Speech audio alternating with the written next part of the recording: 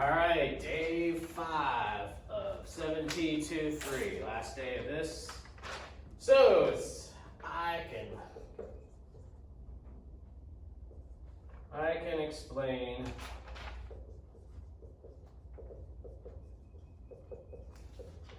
when energy is transformed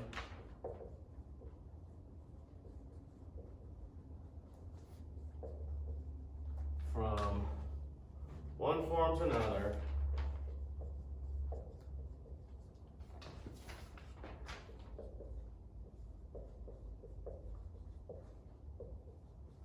some is always lost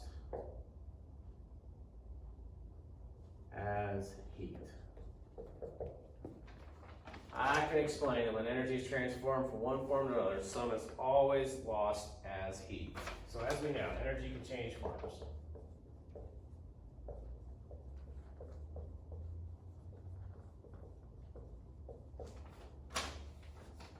We usually see this in appliances in our house.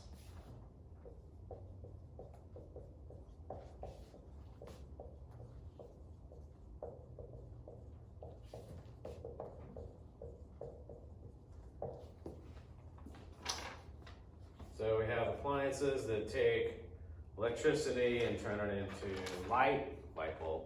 We have appliances that take electricity, turn it into sound, a radio. We have appliances take electricity, turn them into heat, the stove.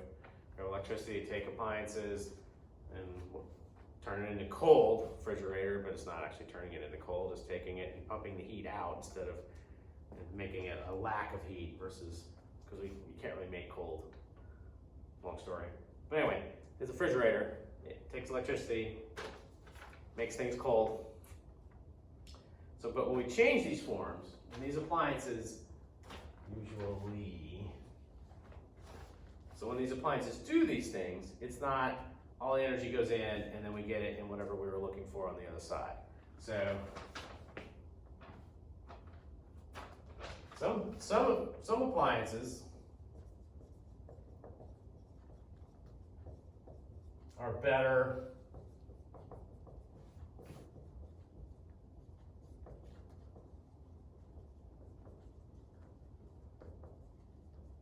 than others. Some are better at this, some are more efficient.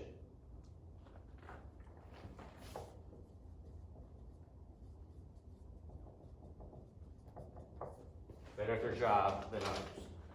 And others are not as well. So our society is built on this ability to transfer energy, transform energy from one thing to another. So when we talk about this, so we plug an appliance in. So let's just take a light bulb for an example. So in the old days, we had these filament light bulbs.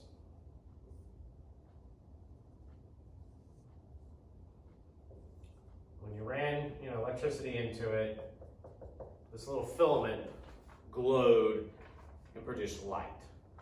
This is called an incandescent bulb. An incandescent basically just means it glows. So we run electricity into this thing, this little wire glows, produces light. And when you're talking about an invention that changed the lives of pretty much everybody it touched, the light bulb went from meaning you went to work when the sun came up and you stopped working when the sun went down, because that was all, you didn't have any light to work by except for a candle, which, you guys have lit candles, they don't produce much light.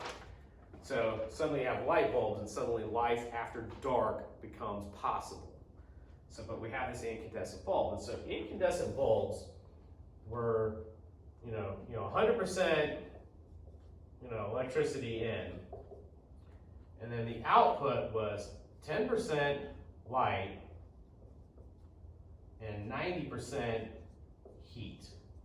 I mean, we built this thing to make light, but yet it only made light with 10% of the energy we put into it. The rest of the energy went to heat. Now in the winter, and you're trying to warm up a room, hey, great, put up a bunch of light bulbs, boy, cranked up the temperature in the room, because again, it was a much more efficient heater than it was a light, because of how poorly or inefficiently it used energy. So this is what happens when this appliance takes electricity and turns it into light. We lose 90% to heat. Oh, then along comes, I don't know, 20 years ago, 30 years ago, comes the fluorescent light.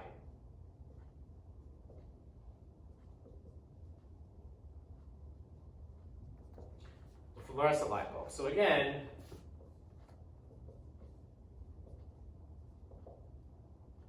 electricity goes into the fluorescent light. We get light, but it's about 40 to 70%. Over the years, it got better. But it maxed out at about 70% electricity in. But again, you're 60% down to 30% was heat. We lost that much to heat. We got a lot more light out of it for the given amount of energy we put in, but we still were losing a big chunk of it to heat. At the very end of its life, when it was the best it could be, they were about 70% efficient, 30%, but we're still getting 30% of lost, just heat. So it's like, So then we came up with LED lights. I'm sure you guys have heard these. I mean, this is what most flashlights are these days. It's what most, the newest car lights, they shine at that particular level. They're LEDs, which stands for light emitting diode, LED. And for all the electricity you put into it, you get about 92% light and about 8% heat. So that's why when, an old lamp like this, you needed a 100-watt bulb. Hey, look at that. There's a term we know. What is that? That's what? Power. You needed a 100-watt bulb to be able to read by. Give you enough light to sit under it and read something. Now with LEDs, because of how much more efficient they are, if you want to read under an LED, you need a 7 or 8 watt LED. But again, there's the power. So we need a 100-watt light to read in the old days of an incandescent bulb, because we only got light out of 10% of that. So 10 watts of light out of a 100-watt light bulb. Now we get 7 to 8 watt LED, 92% of that. So we're looking at right at somewhere about 7.5.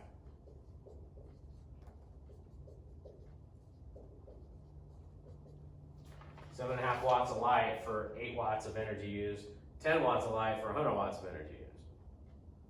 Huge difference, isn't it? So that's where efficiency's gone, but we're still losing some of our energy to heat. And that's just light bulbs. So you can imagine, pretty much all the appliances and everything else. So if you're looking at something and you go to feel it, it's like, hey, it's kind of warmer than everything else around it. That's the energy lost to heat that's not doing the job that appliance is meant to do. You go stand at your refrigerator, in front of the refrigerator, but don't open the door, and your feet on the ground feel hot air blowing out, right? That's the heat coming out that's being removed from the inside of the refrigerator.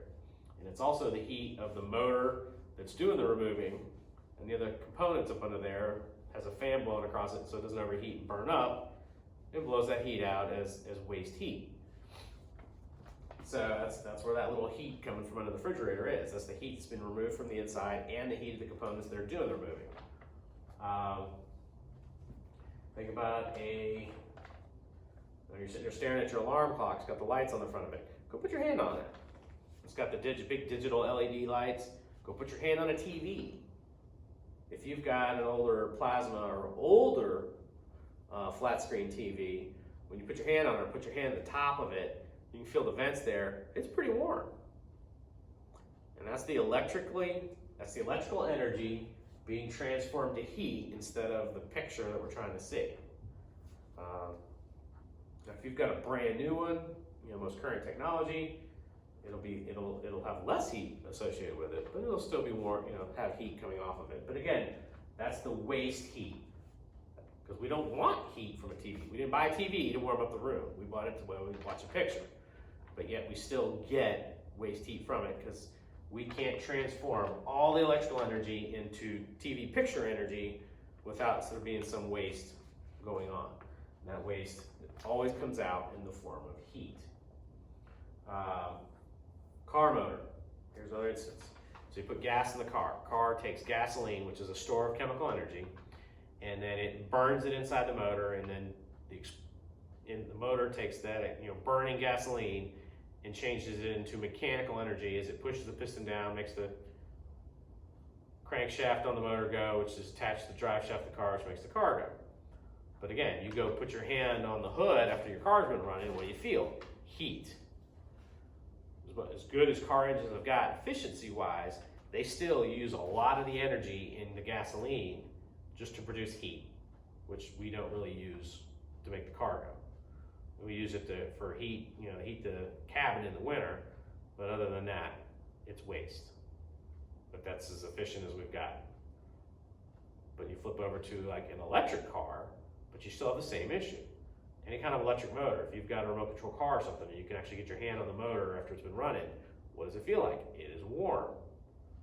That electricity was not all converted to making the car go.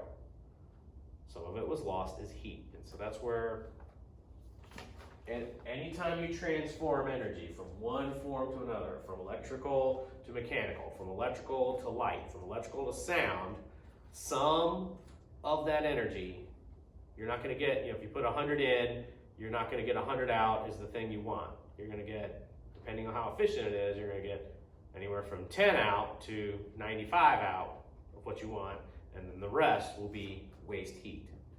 That's just the law of efficiency. So,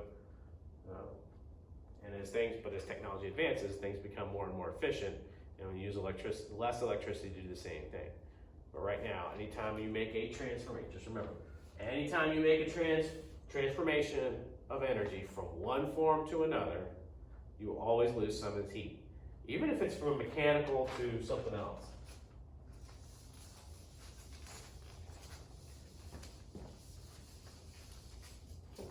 So if you're turning a crank,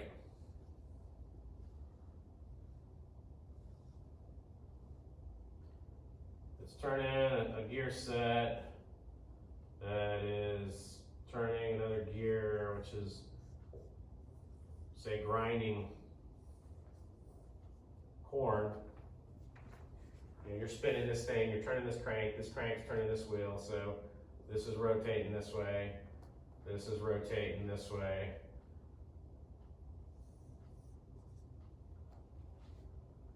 Spins this wheel this way, and kind of grinding something in here, doing something mechanically. Well, this thing has to ride on, on a mount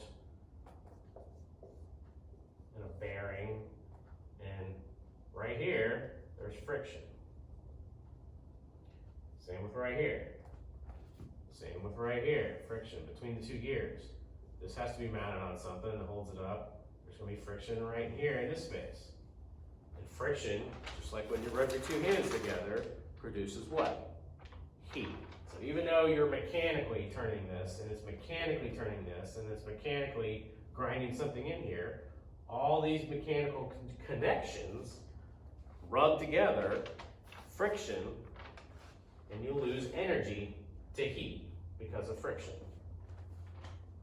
So even when it's mechanical to mechanical, if you're transferring energy, transferring it in this case because it's mechanical to mechanical, or transforming it, whether it's electrical to mechanical or other things, you're always going to lose energy to heat. That's just the way the world is. No free lunches these days, at least not yet. That's why science is interesting, because you never know down the road where we're going to go.